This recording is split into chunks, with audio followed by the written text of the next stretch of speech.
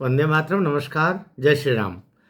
20 जनवरी 2026 आज वह दिन है जिस दिन मुंबई हाई कोर्ट में दिशा सालियान के केस की हियरिंग होना है। और मैं इस समय जब वीडियो रिकॉर्ड कर रहा हूँ तब दोनों स्थितियाँ बनी हुई है। हियरिंग हो भी सकती है और दोपहर पश्चात कोई परिवर्तन भी हो सकता है। उसी संदर्भ में मैं आपसे बात कर रहा हूँ कि दिशा सालियान का केस इतना महत्वपूर्ण है। ये बात खुद दोनों पक्ष अर्थात जो शासकीय पक्ष है, शासकीय पक्ष हम बात कर रहे हैं तो महाराष्ट्र सरकार, देवेंद्र फडणवीस सरकार, और इनसे प्रकारांतर से उद्धव सरकार, क्योंकि वो भी सरकार ही थी। एक सरकार और दो सरकार, इसके बीच में एक सरकार और आई, एकनाथ शिंदे की सरकार। तो एकनाथ शिंदे बीच के भाग में थे, उससे पहले उद्धव सरकार थी और प्रकारांतर से देवेंद्र सरकार आ गई।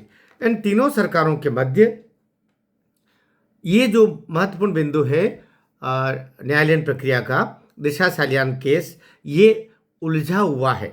अब उलझा हुआ शब्द मैं बोलने के लिए मजबूर हुआ हूँ, क्योंकि मैं सामान्यतः ऐसा नहीं बोल सकता हूँ जैसे अन्य लोग बोले कि खाली वीडियो पर बात करने के लिए हम आगे पीछे हो जाए।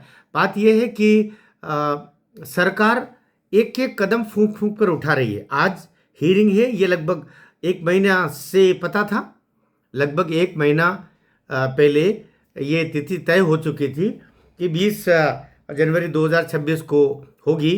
तो अभी मेरे वीडियो चलने चलने तक भी मुझे सूचना आ सकती है।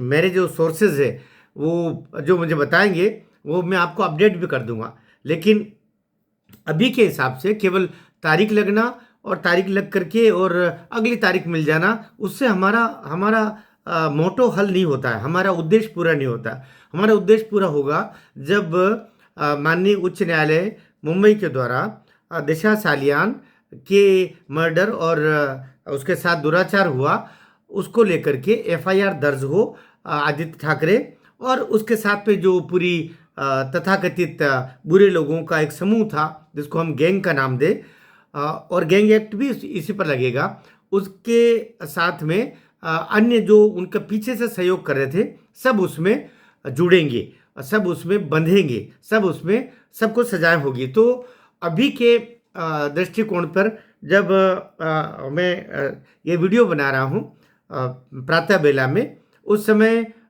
तक तो जानकारी ये है कि लिस्ट नहीं हुआ है।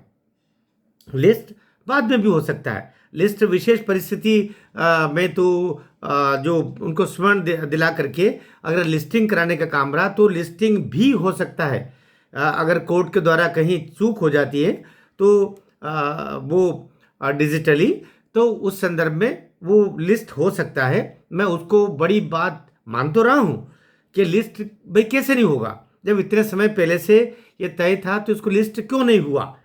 लेकिन लिस्ट होने में भी अपडेट होने में कुछ मैनुअली आगे पीछे हो सकता है। हम मानते हैं उस बात को कि जानबूझ करके ऐसा किया गया होगा, ऐसी तोहमत अभी से लगा देना सही नहीं होगा। लेकिन जो जानकारियाँ मुझ तक निकल के आई है और मैं आपसे बात कर रहा हूँ उस समय तक प्रातः बेला है, तो इस संदर्भ में हो सकता लिस्ट न भी हुआ हो, लेकिन ये लिस्टिंग का प्रोसेस बाद में भी हो सकता है, उसमें कोई अपडेट हो सकता है, इसमें कोई बड़ी बात नहीं है। अब बात करें कि आज क्या क्या हो सकता है। आज ये हो सकता है कि जो डॉक्यूमेंट शेष देने रहे थे वो डॉक्यूमेंट सरकारी पक्ष से लिया जाए। सरकारी पक्ष जब मैं बात कर रहा हूँ तो उसमें पूरा पुलिस महकमा आ गया, राजस्व का महकमा आ गया और शासकीय विधि मंत्रालय की तरफ से जो कुछ भी दिया जाना उसमें आवश्यक है वो और मांगा गया है उनको दिया जाएगा।